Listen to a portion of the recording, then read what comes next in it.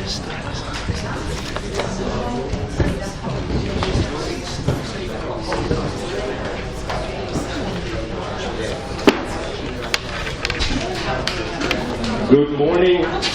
morning, everybody.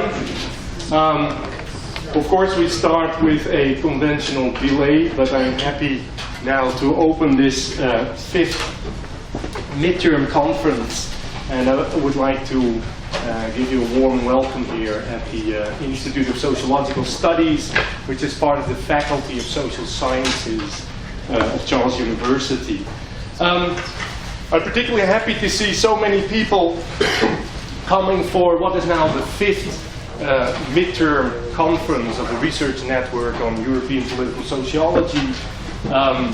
It's on this occasion co-organized with a Jean Monnet chair, funded evidently by European Union money, a chair that I hold at this institution. I'm extremely happy that we got so many submissions, particularly around the key themes we identified. People from all over Europe, but also beyond Europe. Actually, some people, unfortunately, and that speaks to some of our themes, couldn't come because their visa was rejected by the respective embassies and consulates. I'm also extremely content that we chose this location for the fifth midterm. It's the first time in Central Europe.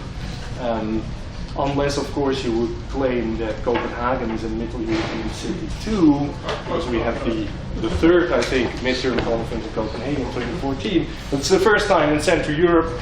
Of course, Central Europe in many ways now being at the heart of certain debates and discussions that we have throughout Europe and throughout the world. The network, for those of you who don't know it very well yet, is a research network of the European Sociological Association. It has been set up in 2008. I have to admit at the time I wasn't yet aware of it, but luckily I became aware of it over time. It was set up initially by Virginie Giraudon, Carlo Ruzza, and Hans-Jörg Trenz. Only Hans-Jörg I spotted a while ago. Carlo Ruzza will definitely be with us as one of the founding fathers too. Virginie, unfortunately, on the other side of the Atlantic Ocean, so unfortunately she's not here. Anyway, this research network, very broadly speaking, focuses on sociological approaches to European politics, European political matters. And it organizes many activities, including these midterm conferences, but we also have a great book series with Polgrave. I'm actually astonished, now I spotted you finally, Hans-Jörg. I'm astonished how many books they have been producing, all of very high quality, all of very interesting and important topics indeed related to European politics. There's also a liaison with the journal Participation and Conflict, edited by Fabio De Nabis and others. So the broad perspective of the research network is European politics. In that sense, I think this midterm conference comes in a particularly dramatic moment of European politics. Of course, Brexit, we're now sort of familiar with that. Hungary and Poland as backsliders, we're sort of familiar with that, but there's also now Slovenia, Slovakia, Romania joining the club. And not least, the country that I'm resident in, Italy, is now being the most destructive, disobedient member of the European Union, it seems. So we're really facing very complex times for the European project.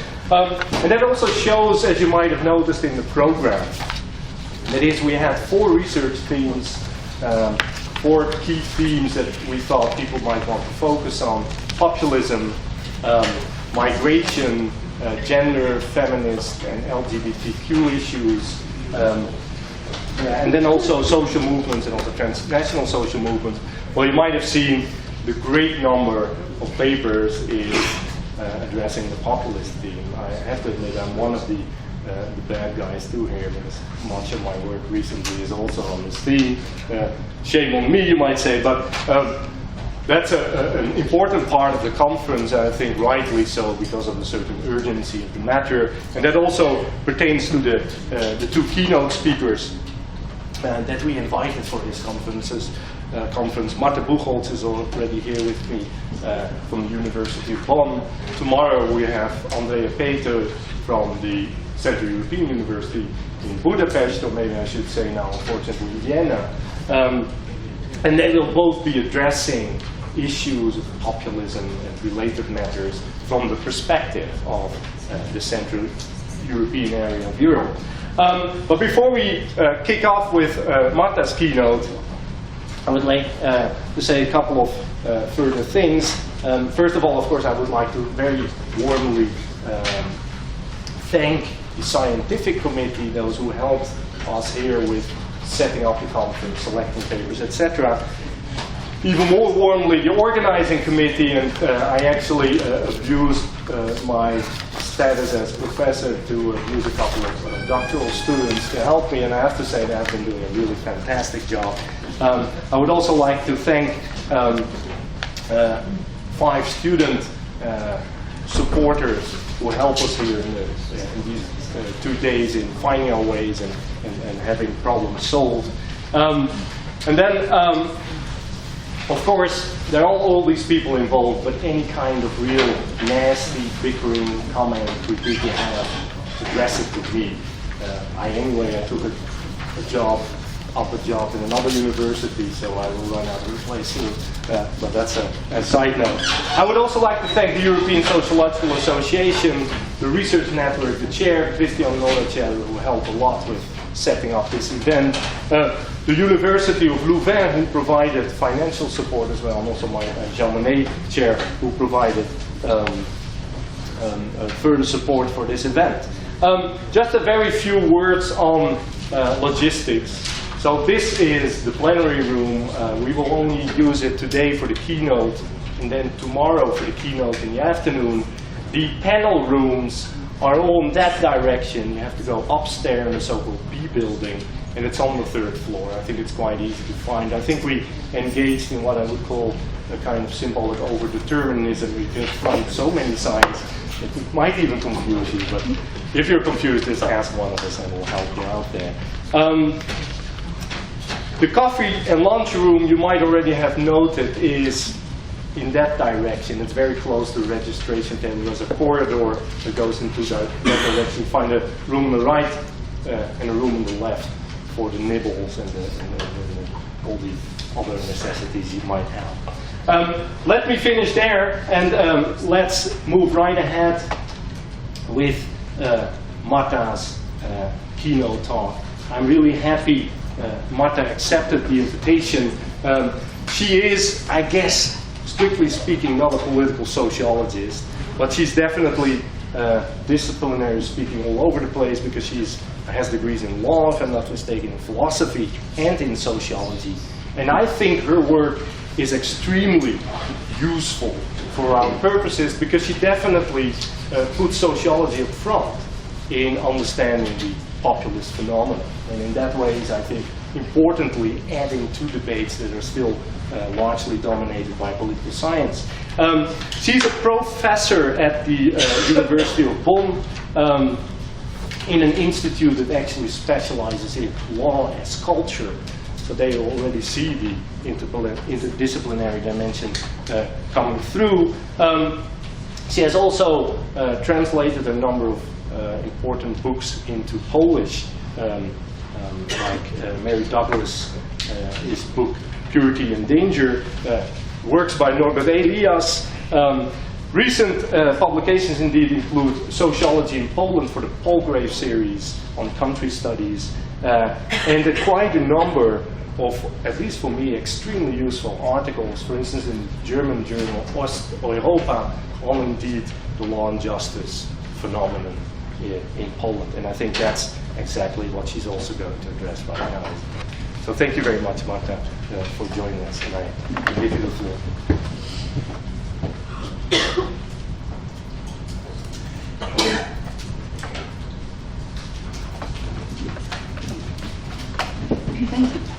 Thank you, Paul, for the kind introduction. Thank you, everyone, for having me here, especially as I am not a specialist on political sociology, and I will be in a bizarre position of someone addressing experts in what he or she is only trying to know something about.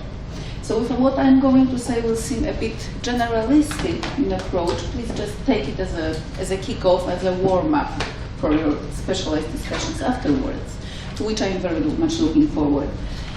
As Paul already mentioned, I specialize in law as culture. This is the wonderful layout of my institution that I always enjoy advertising.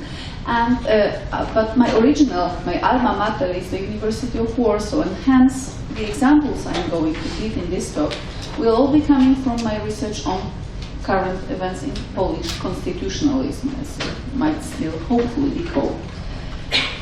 But I will start with the notion of the bricolage. It is a very useful notion introduced as a terminus technicus by Claude Levi-Strauss, and for Levi-Strauss, the work of a bricoleur was related to what might be called the chaos of the practical. So what you get here is the chaos in this picture. The bricoleur is adept, says Levi-Strauss, at performing a large number of diverse tasks, and his universal instruments, his clothes, and the rules of his game are always to make do with whatever is at hand. That is to say, with a set of tools and materials which is always finite and also heterogeneous, because what it contains bears no relation to the current project. The word project is actually a key term here, or indeed to any particular project, but it is contingent, and the results are also contingent on the occasion there have been to renew or enrich the stock or maintain it with the remains of previous constructions or distractions. So the set of the bricoleur's means cannot be defined in terms of the project. It can only be defined in terms of potential use, or because the elements are collected or retained on the principle that they might always come in handy. Such elements represent a set of actual and possible relations. They are operators, but they can be used for any operations of a given kind. And what you see here is this chaos of the practical exemplified by the typical tools of a bricoleur. So we find a hammer, we have an electric drill, there is also a brush, there is a saw somewhere there. There are many uses to which these things may be put. Some of these uses could be valuable, some of them could be very practical, some of them could be rather sinister. And the bricolage is this indefinite thing that is always based on the general principle that anything goes. Anything goes, anything can be done, which can be done with these tools.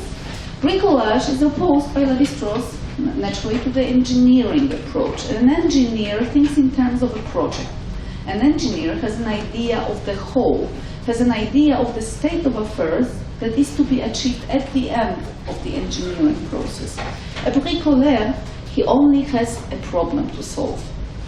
And that is quite probably why the bricoleurs probably get quicker through the rivers, but the engineers construct bridges, and these bridges sometimes go down. But I guess the bridges built by the bricoleurs would go down much, much more often. Nevertheless, there is a kind of a dialectic of fragmentation and unification to a bricoleur's approach. The fragments that are used in a bricoleur's construction are not really becoming a part of anything that is a new unit, a new whole, a new entirety. These fragments remain fragments because the entirety and the whole is volatile and transitory in itself, because it is goal contingent and goal-oriented. And this practical orientation also is responsible for the open-endedness inscribed in the elements. There is an open-endedness inscribed in all these tools here, and this open-endedness bears on the stability, so to say, structural stability of the bricoleur's effects. And what I am going to talk about in this talk is first how we can apply this concept of a bricolage to populism. Secondly, while we, if not should, then could do so at least, what problems it could help us solve in what I perceive as the state of research in populist studies, and what problems it cannot possibly help us solve. And let me start, I enjoy speaking in English very much because it always gives one an opportunity to make use of these wonderful classical quotes, which would look bizarre in a talk in Polish, for example. That's my general cultural sense. So let me start with this very beautiful and well-known quote that comes in the Peloponnesian War, somehow in the middle. It's a piece called Mytilenean Debate. So there is the Mytilene. The Mytilene was a not very enthusiastic ally of Athens in the war, and Mytilene rebelled against Athens, was defeated.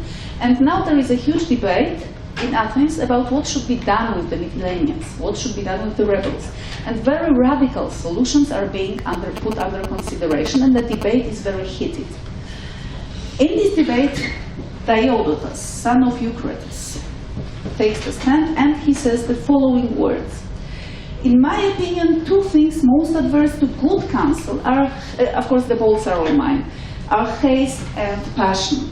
The former is generally a mark of folly, the latter of vulgarity and narrowness of mind. When a man insists that words ought not to be our guides in action, he is either wanting in sense or wanting in honesty.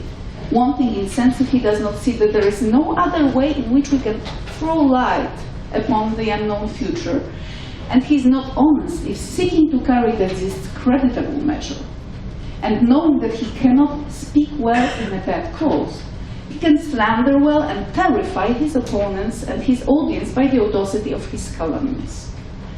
And so the city suffers, for she is robbed of her counselors by fear. It is a very old position which I believe exemplifies quite well these original intuitions that stand behind a large part of reflection on populism. There is a sense in what Diodotus says that his opponents, because of course he's the rational one, that his opponents appeal to the people as opposed to the elite. They appeal to those who are guided by emotions instead of to those who are guided by words and by ratio, by logos. The guys who want the Mytileneans dead and punished severely, they appeal to emotions. Their talk has a high emotional load. It's filled of simplifications, it's irrational, and it's destructive for the police. It's destructive for the opinion police, which they are supposed to serve as counselors. These general, original intuitions, of course, would not serve well our scientific purposes, our research purposes. So they developed into what has, from time to time, been characterized into two opposing approaches to populism. One is the approach which I would call content-oriented. So populism is a kind of politics that focuses on certain things, like defining the people, or being against the rich, or things like that. And we could start with early works of Margaret Canavan and work our way upwards with mentioning all these content-oriented approaches. But there is also a kind of a logic-oriented approach. So populism is not about concrete determinate things. Populism is about doing politics in a certain manner. And in the later works of Canavan, for example, there is an idea that populism is always an oversimplified way of doing politics. That it's meant to be based on simple expression, simple communication, and the emotional load, for example, is a result of this simplified communication forms used in populist politics. Both of these can be found, of course, in this speech by Diodotus, son of Eucrates. But what Diodotus already probably might have seen, had he existed, would be that there is a stalemate between the two.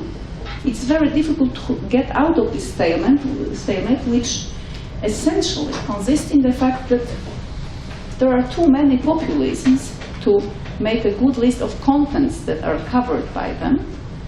And as soon as we have an idea about the logic of a populism, we might be struck by the question, okay, by the same kind of logic might appear in something we would always hesitate to call populism, like being against the rich. It need not really be a part of populism political project. So this stalemate has been considered anew by a number of authors recently, and a very recent piece which I like very much and which I'm going to refer to in this part is by Filipe Carreira da Silva and Monica Brito Vieira, and they argue that populism is actually based on a logic of resentment. They all agree that there is a stalemate between what they call ontic approaches, not content-oriented, and the logic-oriented approaches, and they say that logic of resentment might be an answer to it. They engage with Smith, with Laclau, and they get to the point when they define populism as politics of resentment, which is not quite new, of course. What is new is that they say that resentment is not only the feeling, not merely the feeling, it's a logic. It's a logic of, based on exclusion and inclusion, on these dialectics of inclusion and exclusion. And it is logic based on the imputation of responsibility for the position of the group that is feeling resentful against other groups. So imputation and exclusion as two basic democratic mechanisms, as Filipe and Monica argue. And I would say that there is an explanatory gap in what they are arguing. The explanatory gap consists in the question, how and why is resentment expressed politically? Even if we say that it's not only a feeling, it's not only this general emotionally laden attitude that the social group has against other groups, there is always a question how this structural sentiment can translate into a political project, because actually what we recognize populism by is the kind of politics it is. It's not a kind of feeling that's behind it, even though it might be a structural sentiment. And in this talk, I'm arguing that to fill in this gap, we might look at the management of symbolical resources by populist politicians. And I would say that the logic of bricolage is a way to translate the resentment into politics, so make it political, and then, therefore, transform it, so to say, into the logic. Only then it will not be the resentment that is the logic anymore. And I will give you two cases, and there are experts on these cases in this very room, and I'm particularly happy to see Professor Grażyna Skomska, who is an expert on the issue of what might be called populist constitutionalism in Poland, or at least what Poland I like to call that way. And the first example has been covered a lot in international media, so I will give you only a very elementary background to it. The reform of the judiciary, the recent reform of the judiciary, and the political conflict in question here, which is essential, of course, to spotting the populist moment, was between the governing party, so the Conservative Nationalist Law and Justice Party, and the Constitutional Tribunal initially, then the Supreme Court, then recently the Supreme Administrative Court, ordinary courts, of course, and then the Court of Justice of the European Union. The conflict has been going on for at least 3 years. It has had its, like, so to say, ups and downs, also in international coverage, and the resentments mobilized in these conflicts were really extremely heterogeneous. There was an anti-communist resentment which divided the society, so to say, into people and the post-communists. There was an anti-lawyer resentment, very strongly. I will demonstrate it in a moment using a few quotes which illustrate it rather nicely. There was this anti-Western and anti-abroad generally kind of sentiment. We do not like people that are out there. That's a very important anthropological moment in this variant of populist constitutionalism. There is an anti-European Union sentiment, of course, but there is also a sentiment against the rich, against the people coming from the big city, that would be the cosmopolitans of Wolfgang Merkel. Then an anti-academic stream was also visible, and an anti-expert general. The experts need not be academics, but they have certain expert knowledge, which is a kind of esoteric knowledge, and this is suspicious. And these resentments were put into politics by a mobilization of symbolic resources. My idea of symbolic resources is mostly based on a relatively weakly used in is the sociology of cultural theory of Norbert Elias. So I'm not going to get into that, but these examples I think should make it quite clear what kind of resources I mean. So there were memories of this hidden class society, of this class society that was latent in the communist time, about the sense that people are not really equal, but the system does not articulate inequalities. Then there is the trauma of post-communist transformation, as Piotr Szczątka put it. Then there are the symbolic wounds, the symbolic injuries of post-communist rise of inequalities in all spheres of life. But there is also a good old piece of hermeneutics of suspicion. So there are people whom we should be suspicious of. I have covered these issues extensively in a paper listed down here on this slide. And I will only give you 2 quotes to illustrate what I'm saying. I couldn't pick up something that would illustrate all these resentments, so just a part of those. Both these quotes come from the grants of the presidential draft of the act on the bill on the Supreme Court. And some of you might remember that this draft was actually submitted to the parliament by the president who previously vetoed the parliamentary reform. And he vetoed it, and he gave it as his opinion that this reform should consider the feelings of the people more, that it should consider the attitudes of the people more. And he wanted to be, so to say, the president wanted to be the man of the people in this part. So this is a way the wannabe man of the people imagines the way people are thinking. And what we read in this draft is as follows. It is difficult to put aside public comments by the prominent members of the judiciary in which common citizens and their material status were treated with disregard or even disdain. This is an allusion to a very unfortunate, I must say, statement by the first president of the Supreme Court, who once said that I think 10,000 zlotys, which would be about 2,000 euros, is not the kind of money that could tempt anyone to work as a judge, and that is the kind of money that would only allow one to live well, and that's a quote, in a province, end of quote. So, of course, this was said by a rich woman in Warsaw. And such behavior is unacceptable in a democratic rule of law. It is against the engagement of the judges in the realization of the common good and their loyalty towards the citizens, whom the judges should serve while exercising the function of deciding over matters which determine the fate of the citizens. Understanding of and commitment to the affairs of the citizens is, apart from judicial competence, a basic requirement applicable to people aspiring to hold an office. And that's one thing. There is an anti-reach, there is an implied province versus capital antagonism here. But there is also this piece about expert knowledge not being sufficient, and the part about having the right kind of sentiment, having the right kind of attitude as being indispensable. And the second part is about the inability of the Supreme Court to sanction the disciplinary infractions of judges, which could be observed when judges were publicly compromised, were nevertheless not deprived of their office, or persons from their own, that means the Supreme Court circle, stayed in their office whose private life included circumstances which should have made them resign. So there is a group of people, there is a cabal really, there is a group of people who are defending their defending their interests, they are sticking together. And in this draft, these people are identified, and they are promised to get rid of.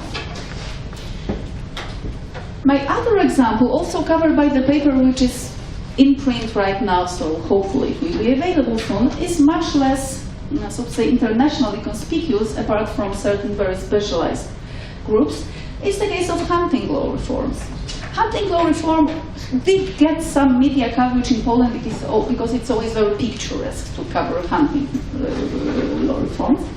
And the political conflict in place here was between, again, the governing party supported by the hunting lobby on the one hand versus farmers and animal rights and environmental activists who bizarrely went hand in hand in this conflict. And the resentments mobilized here would be anti-big city, of course, but also anti-green, anti-modern, anti-Western, anti-non-Polish, because Poles are essentially not green, that's the basic idea, anti-non-religious and anti-non-Catholic, both of them, and an anti-pacifist, because, well, it's somehow related to the gun. In my analysis, I have found out that the idea that guns are actually for killing, and killing may be the killing of people, which is very crucial in American debate on hunting law regulations, is not that significant in Poland. Nevertheless, as you will see in a minute, it does feature in this discussion. And it is also against those who are easily manipulated by these new Western ideas, people who do not have enough good sense to stick to their own convictions against this huge Western propaganda. And the bricolage symbolic resources, let me just give you an example first. It comes from an interview for a Catholic weekly Niedziela with Andrzej Konieczny, who was a high-ranking official in the Ministry of Environment. He's dubbed AK here, and the journalist who he's talking is, she works with Niedziela. It is an extensive interview which lays out all the reasons for the reform. And what Konieczny says is, all translations are mine, of course. I was trying to give the sense of the spirit of this conversation, but it was not always successful. I assure you that there are still many people in Poland who understand that hunting is not only a small branch of economy, but also a refuge of national tradition. And the journalist, that's the typical cue, journalistic cue, but this tradition is so often ridiculed of late. And the interviewee says, but the hunters defend it valiantly. Making ridicule of hunting traditions is the same as making ridicule of the great Poles. Piłsudski, Sienkiewicz, Chopin, of course. Mickiewicz, Miłosz, and sorry for being ironic, it's really triggered purely by the aesthetics, not by the content. But I just like this list, and I will show you why in a minute. And many, many others who were hunters. Hunting tradition in Poland is centuries long. Hunting was a source of approbation for the army. For example, before the Battle of Grunwald, Tannenberg, 1410, King Jagiełło ordered a huge hunt in the Białowieża forest. Hunting in Białowieża also passed to the history of the interwar period. It was not the best part of this history, I must say, but... And this is one piece, and in this piece, let me come back to the previous slide now, we see a few bricolage symbolic resources. These hero figures of the past, these figures really have very little in common, extremely little in common. And some of these figures are not in good standing with nationalist conservatives, like Miłosz in particular. And but there are two Nobel Prize winners. There is one founding father of Polish democracy, and there is Chopin, of course. So it's worthwhile to mention all of them, and they all did, in fact, hunt. There are remembrances of national glory. So Tannenberg, Grunwald, construed retrospectively as the great Polish victory over the Germans. Religious worldview, however, comes in the next piece, and so the bottom of the slide. And so we live to see the modern times, anti-modernity again, in which the elementary laws of life and death are denied. Natural and divine order, divine is capitalized in the original, is demonized. And this leads to what? To a disturbance in the sustainable development of the whole human environment, and it's the good official of the Ministry of Environment of European Community State. And just a second more. So there is also a glorification of nature and its laws, and of values of continuity and nature, essentially conservative values, as identified in the wonderful passage of Karl Mannheim, which I am also promoting incessantly in research on populism, in Mannheim's piece on conservative utopian mentality and on utopian mentalities in his ideology and utopia. So we see populist bricoleurs at work here, who are articulating resentment by bricolaging symbolic resources. These resources are absolutely heterogeneous, and bricolage as a procedure is content neutral. But the outcomes are not neutral and they are not arbitrary because they are resource contingent. As a result, we have an ordering and arrangement of symbolic contents according to social ontology determining the use. And in this social ontology, of course, you find a kind of sociological realism. So what we are talking about really exists. Societies exist, nations exist. It is related to what is bullet point 5 here. Strategic uses of essentialism, I'm drawing on Käte-Hamburger-Kolleg, which is applied on various levels. So to a nation state, a nation, a class, an ethnic group, whatever is at hand, whatever problem we need to solve. Primary motives here, and here we are more in the line of these content-oriented approaches, aren't we, is about unity, coherence, and elimination of conflict. But, on the other hand, there is an apparent contradiction, and then we are focusing more on the logic. There is an insistence on conflict and antagonism between people and the elite. There is an essential conflict in both these cases, and in many other cases that I will give you based on the Polish situation. In order to have a conflict and an antagonism of this kind in these heterogeneous bricolages, we need to have a negative and sociologically inspecific definition of the elite and the people. All these people that the populists in these cases do not like are not the same group. There is no one single target group. There is not one single elite. And this elite, it's not a stratificational elite in any way. It's not a group of people that you could really indicate as being located somewhere in the social structure. It was particularly visible in my research on collective memory as the background of this constitutional work, so to say, in Polish populist constitutionalism. I would be very happy to relate on that more, but what I would like to end with is that there is a kind of defensive necessity of social change implied by all these cases referred to previously. So we are changing the society, and we are changing it because it is necessary, but we are doing it in defense, and we are mobilizing the resources defensively. So if we take populist politics as a function of populist social ontology, then there is a design of the social that enables a selective, pragmatic, ad hoc mobilization of symbolic resources. It's structuring the amorphic antagonism. It's, so to say, morphing the amorphic. And it's transforming resentments, all these resentments listed a while ago, into political emotions, which they are not. They are essentially structural emotions, not political ones. And they are therefore translating resentments into a form of order. They are providing, just recall this chaos in the very beginning. They are providing this chaos with a toolbox. There is a toolbox done by Bricolage, and we are ordering all these things by providing them with the toolbox. My favorite quote on toolbox, of course, one of the most quoted pieces of language philosophy ever, I believe, is from Ludwig Wittgenstein. Think of tools in a toolbox. There is a hammer, pliers, etc., etc. Functions of words, because, well, Wittgenstein is after words, of course, are as diverse as the functions of these objects. And in both cases, there are similarities. But, of course, what confuses us is the uniform appearance of words when we hear them spoken or read them in script or print. For their application is not presented to us so clearly, especially when we are doing philosophy. Also when we are doing political sociology, I believe, or any other kind of sociology. We are often misled by these apparent similarities, and we miss the idea of the toolbox. And the toolbox is really decisive for what comes into it, its shape. Just look at the wonderful shape of this very pretty toolbox that I managed to find.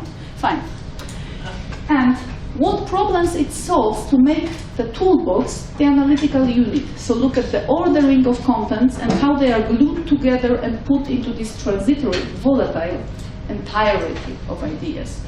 It solves us the stalemate between content and logic. So resentment is the force behind bricolage of contents, but it's the bricolage that produces populism as an arrangement of contents. Ontology of the social and politicized epistemology are therefore brought together. The mobilization of symbolic resources is a process of arranging, doing, ordering symbolic contents. And this means that populist bricoleurs are producers of knowledge in their own right. This is essentially what they do. They produce knowledge by rearranging symbolic resources. And therefore, it does not solve many problems to say that it is, in fact, the logic of populism. It does not solve the heterogeneity of populism. There are so many of them, and there will be new forms of them, and you can never know what forms they will be.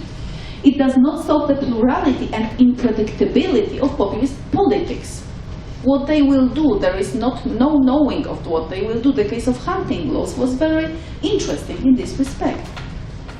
Finally, I would say the farmers and the green won, at least partially, but you never knew it would happen. You never knew they would back off. Historical diversity of symbolic resources is yet another piece that poses great research challenge to us, because these resources come from somewhere, and we can just dub it all path dependency. So we need to go backwards along this path, and that's not easy. We are always puzzled with the strength and depth of cultural embeddedness of populism. I mean, Diodotos, son of Eucrates, said, okay, these are just shallow, stupid people that are saying all these dangerous, emotional things. But in my research, I have found out that it's quite the contrary. It's not shallow, it's very deep. Grunwald is not shallow, in a way, for Polish society. It's a very, very deeply located symbolic resource.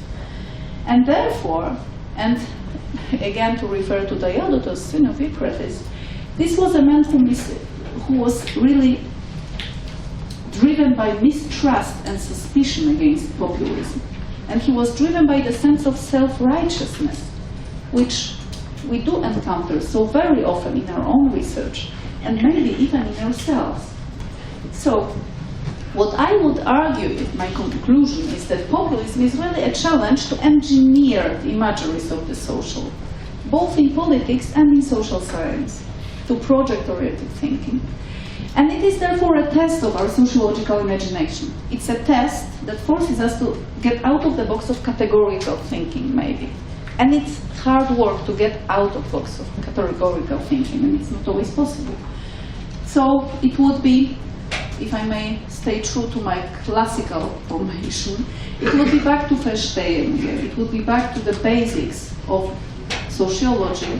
It would be back to the procedure when we are really interested in the meaning that the subjects are given to what they are doing when doing this, and to how they are doing, in order to end with this very Weberian motive, to let them know what they are doing might be so very, very dangerous for themselves, because only then can it be possible.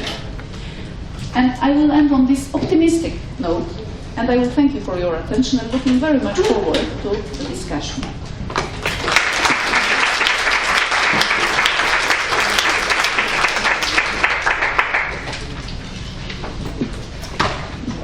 Thank you so much, Marta. I thought that was really thought-inspiring. Of course, I can't help but starting off the debate with a comment of my own.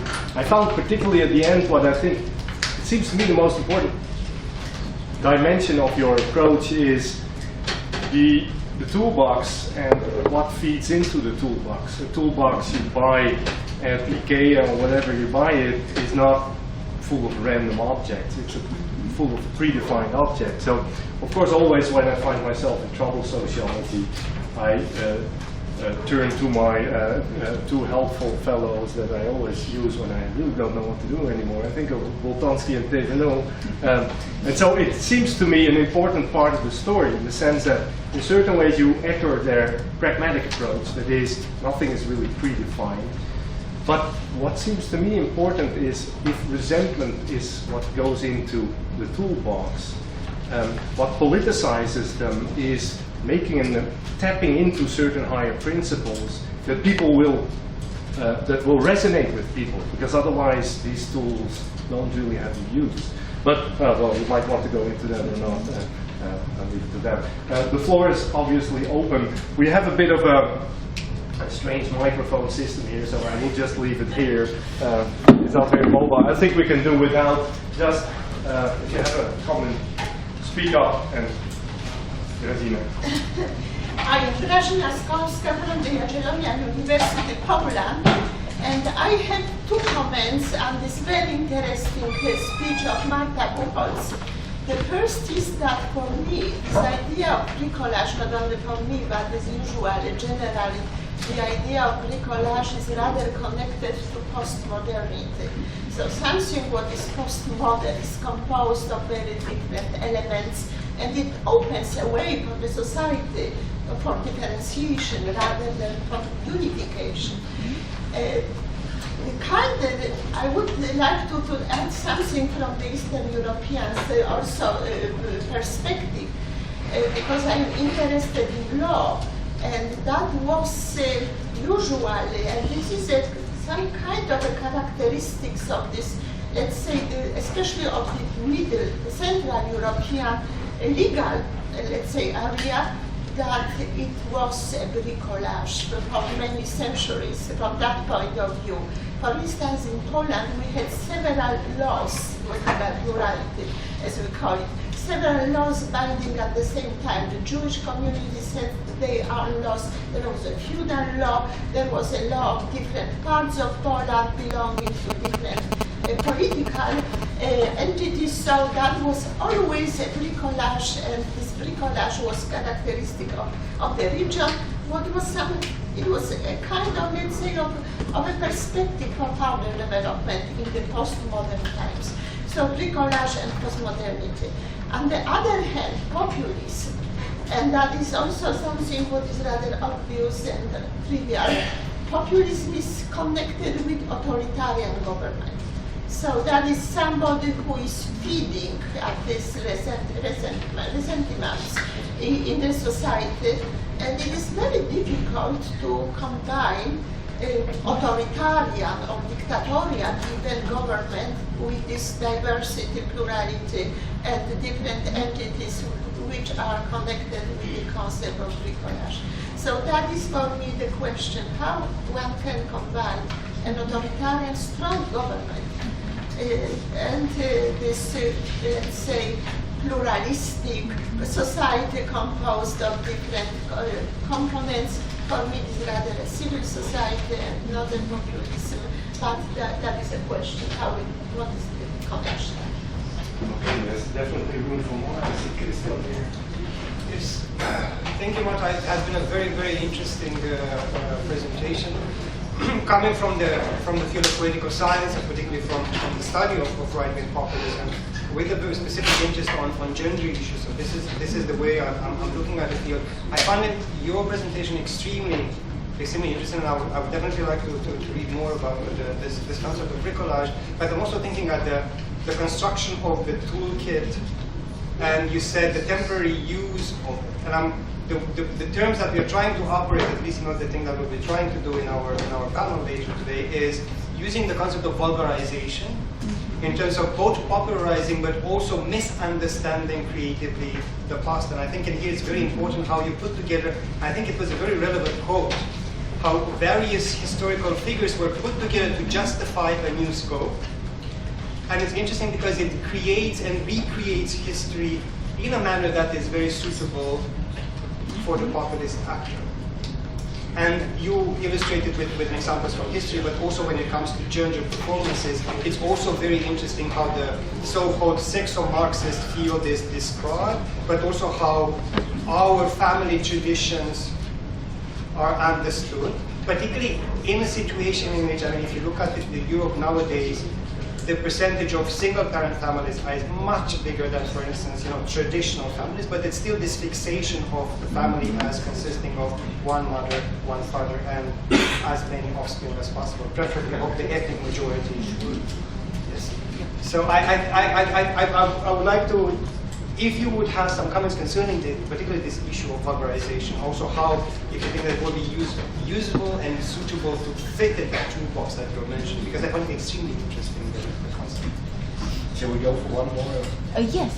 Is there somebody else who wants to ask me? Our founding father. Oh, we have one more here as well. Yeah, thanks for the very inspiring talk indeed.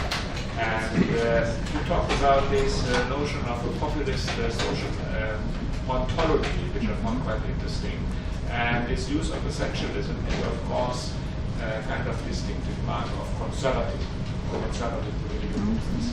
And if you apply this now to populism, this be a possibility to distinguish actually a right-wing populism from a left populism? We discussed, of course, the case of Poland. It is a case of conservative right-wing movements. But in a way, this use of essentialism also contradicts the populist project, which is about constructing the unity of the people. So in this sense, it could be maybe used to distinguish more sharply the right and the left populists. Okay, you want to find one thing? Thank you for your interesting speech. I was wondering if you considered using the concept toolbox by Ernst Wheeler from American cultural sociology, if it's suitable for your approach or not. Okay, well, thank you. Yes, thank you. Last question. Yes, I did. So in the written version of this paper, I will of course explore the motive of the toolbox, because Wittgenstein really is the first great philosophical love of my life, but of course it's not particularly useful unless operationalized further. So yes, of course, thank you. And distinguishing left from right, moving upwards the list of questions. About these strategic uses of essentialism, it is about defining a group as having an essence, and construing identity can be based on defining the group as having an essence. So I should say that it is possible to distinguish left from right by the way in which this essence is content-wise, so to say, construed, but not by the very fact that they are using it. It was, again, my great discovery in essentially, it's not the point made by me, but Manuela Boatka, that there are not only strategic uses of essentialism in Eastern and Central Europe, but also strategic uses of post-colonialism.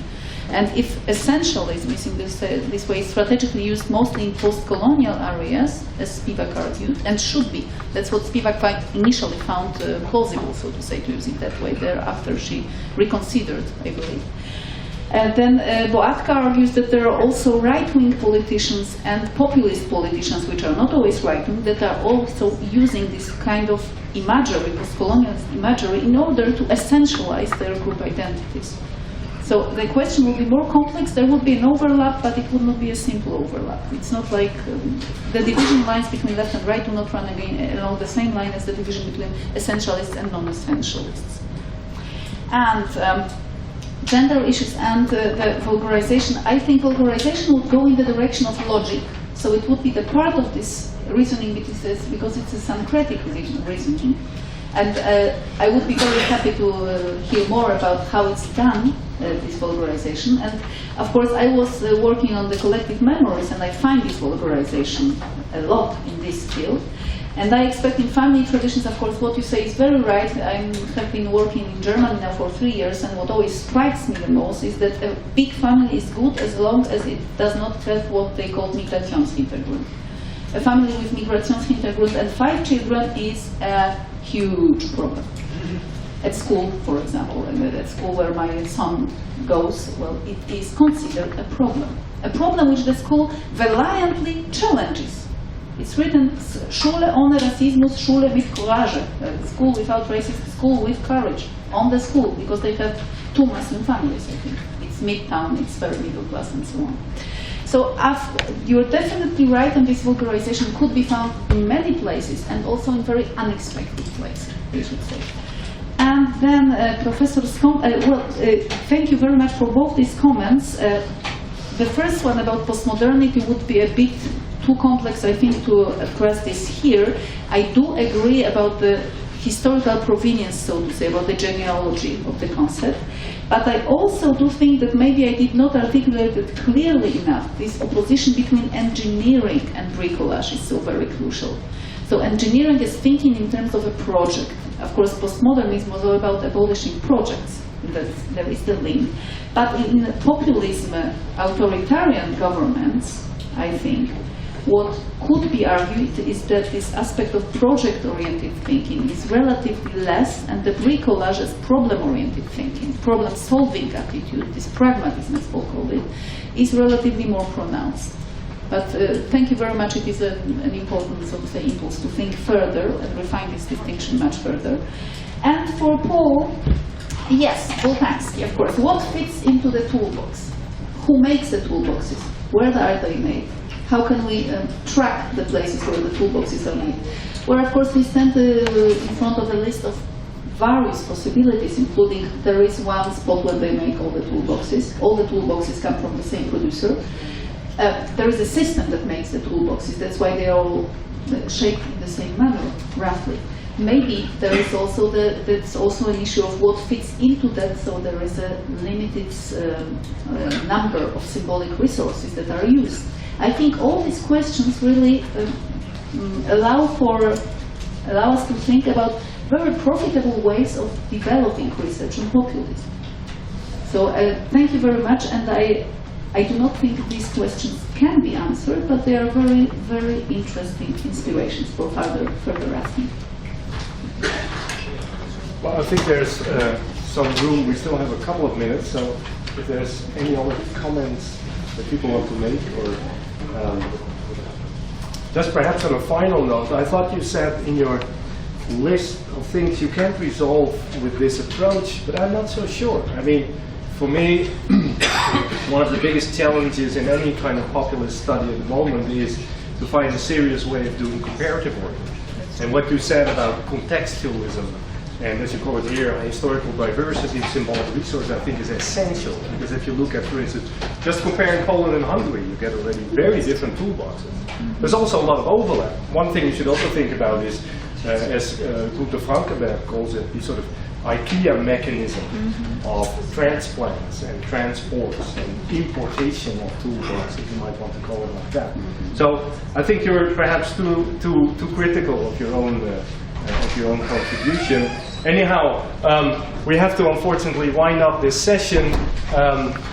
We have now a coffee break for roughly half an hour. We start the panel sessions at 11:30. The coffee room is more or less in that direction. We will have to find it. Just one final remark. Today at 1, there's the lunch. But for the really hard-working people that all of us are, of course, there's at the same time a business meeting in this room of the Research Network on Political Sociology. And we need new people. We'd love to have new people, young and old, whatever. We're not very discriminating in that sense. So feel free to come along. You might grab a quick bite and then join us. Thank you so much, and enjoy the conference.